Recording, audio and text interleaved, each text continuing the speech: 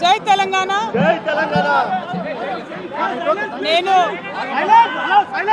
నా కొడుకు Aditya graduation ceremony పూర్తి చేసుకొని అమెరికా నుండి వచ్చే లోపల మరి ఏదో లేఖ లీక్ అయిందని చెప్పి గత 2-3 రోజులుగా చాలా హంగామా నడుస్తున్నట్టుగా తెలుస్తూ ఉన్నది.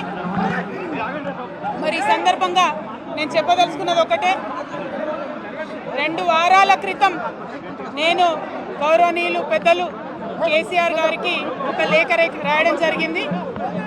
నేను ఈ విధంగా కేసీఆర్ గారికి ఇదివరకు కూడా నా ఒపీనియన్స్ ఎప్పుడున్నా కూడా లేఖ ద్వారా చెప్పడం జరిగింది. అయితే ఈసారి నేను మొన్ననే చెప్పున్నాను, కుట్రలు కుతంత్రాలు జరుగుతూ ఉన్నాయని.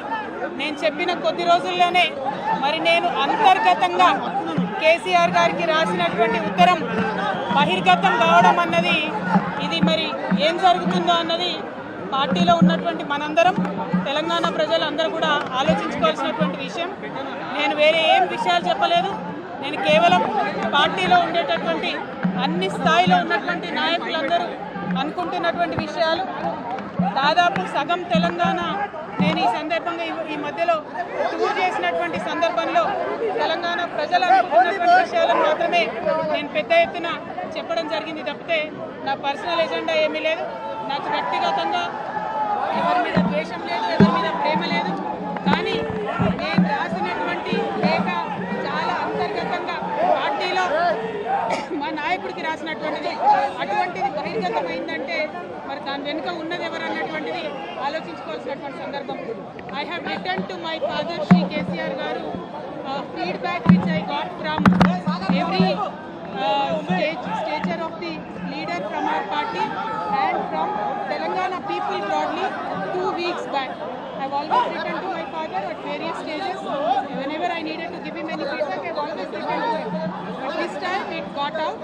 I believe it is the handiwork of some of the cowards in the party, and the party should decide how to deal with them. I have not written anything negative against KCR garu or the party. Pero kutra jarugutundi antunnaru. To strengthen the party and to work for the people of Telangana. Feedback mechanism is necessary, and that is what I have done. Thank you. Jai Telangana. Evaru kutra chese vallu evaru kutra chesta unnaru? Evaru kutra chesta unnaru? KCR గారు దేవుడు, కేసీఆర్ గారు దేవుడు. కానీ కేసీఆర్ గారి చుట్టుకొని దయ్యాలు ఉన్నాయి. వాళ్ళ వల్ల చాలా నష్టం జరుగుతున్నది. పార్టీలో ఉండేటటువంటి నాకు, నేను కేసీఆర్ గారి కూతుర్ని, అంతరంగికంగా నేను రాసినటువంటి లేఖనే బయటికి వచ్చిందంటే మరి ఇతర సామాన్యుల సంగతి, ఇతరుల పరిస్థితి ఏంటి పార్టీలో అనేది ఇవాళ చర్చ జరగాల్సినటువంటి అవసరం ఉన్నది.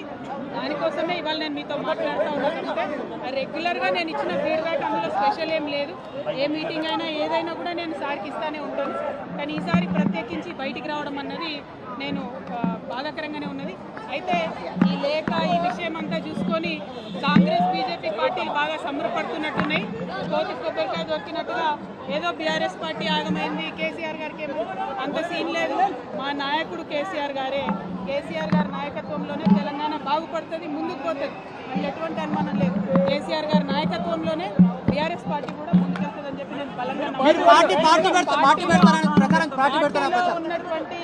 పార్టీలో ఉన్నటువంటి చిన్న చిన్న లోపాలను డిస్కస్ చేసుకొని సవరించుకొని కోవట్లను పక్కకు జరుపుకుంటూ ముందుకు పోతే పార్టీ 10 కాలాల పాటు చల్లగుంటుంది అనేటువంటి నా భావన.